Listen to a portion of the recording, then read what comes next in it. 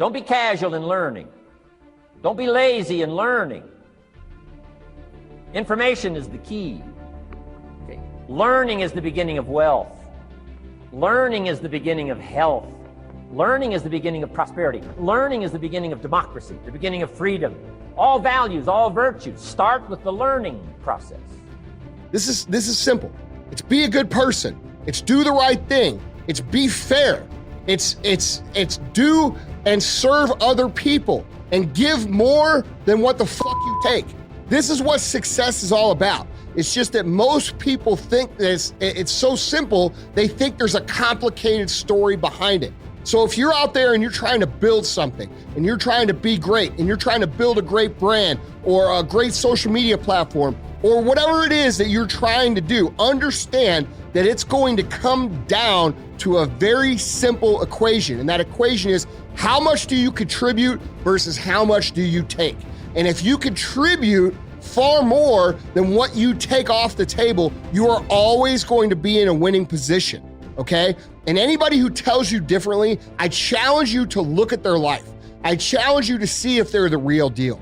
Because anybody who's real, anybody who's built something, anybody who's become something, anybody that you look up to, I guarantee you, if you take an inventory of how much they contribute versus how much they take, they are contributing far more to literally every single person that they come in contact with on a daily basis than they take away. Here's the truth. This is the reality, okay? Nobody's going to believe in you until you've already done it. Nobody's going to come and celebrate with you until you've already done it, all right?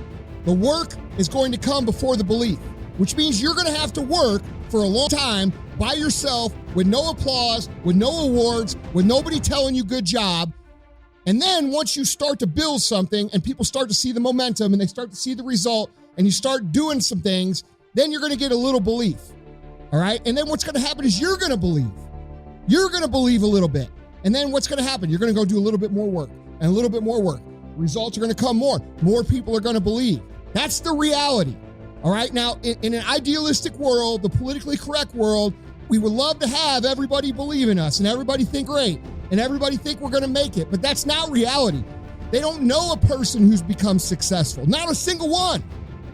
So what makes you think that you are so great that everybody's going to believe in you from the day one? Okay? No one's going to clap for you in the beginning, nor should they. No one's going to believe in you in the beginning, nor should they.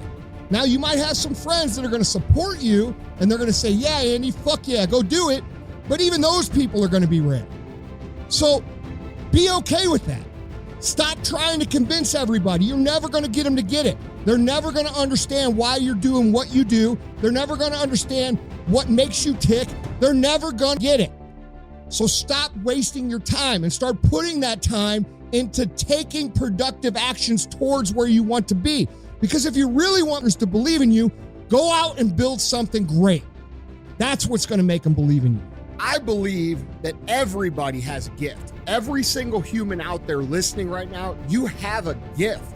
The thing that you have working against you is you have all these other people now, right?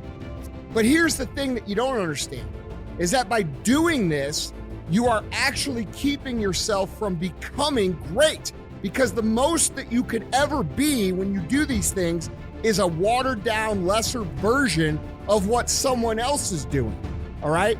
And how do you know that your own style and your own way of doing things that you would develop little by little by little if you would just take little risks, is it going to be greater than all of those things that you watch?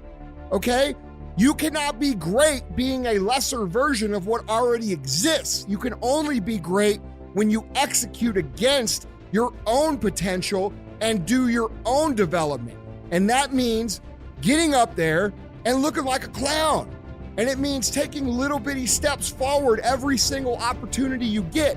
No one comes out and is just great at business or great at athletics or great at science or great at speaking. It doesn't happen, man. If you want to be great, if you want to be one of the best that's ever lived at what you do, you have to understand that it's about developing our own skills. It's about developing our own style. It's about developing our own swagger. It's about developing our own selves. And we don't do that when we constantly look at other people and admire them or look at them for an example or steal their shit, like so popular out there these days. So if you want to be great, guys, you have to put in the work. You have to put in the talent. It's not that everybody doesn't have the potential. Everybody has the potential. It's just they're not developing it because there's too much distraction out that we didn't have 20 years ago. Your friends that you think are your homies right now are going to be the people that are likely going to pull you off course, okay? And you know why? Because they're not on the same path that you're on. This is something that most people can never get over, and this is why most people are most people, and why most people never achieve the things that they want to achieve, because they are too uncomfortable sticking to their own game, to their own plan, and going on their own journey. Put the time into making yourself happy. That's what we're going for here, okay? People have different natures. Not everybody's meant to be a billionaire. Not everybody's meant to be a perfect human specimen physically. Not everybody's meant to be spiritually, woke. I want you to think about something real quick. Tell me one thing in your life that is great that came as a result of being comfortable. Because everywhere I look and everywhere I see in today's society, everybody's doing everything they can to be more comfortable, right?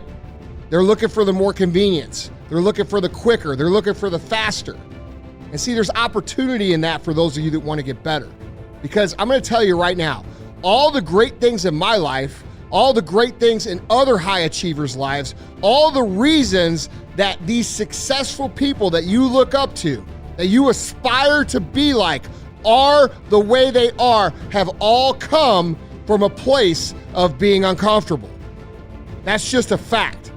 Okay, so understand that when you're trying to avoid the pain, when you're trying to avoid the struggle, when you're trying to avoid the hard things in life, you are actively choosing to be average. You are actively choosing to be mediocre. And you are actively choosing to move further away from what you want in life. Because that hardship and that pain and that struggle and that frustration, they give you the skills that will forge you and champion. All right, so remember that shit when you try to take the easy route. The easy route never pays well. The only route in life that pays well is the hard route.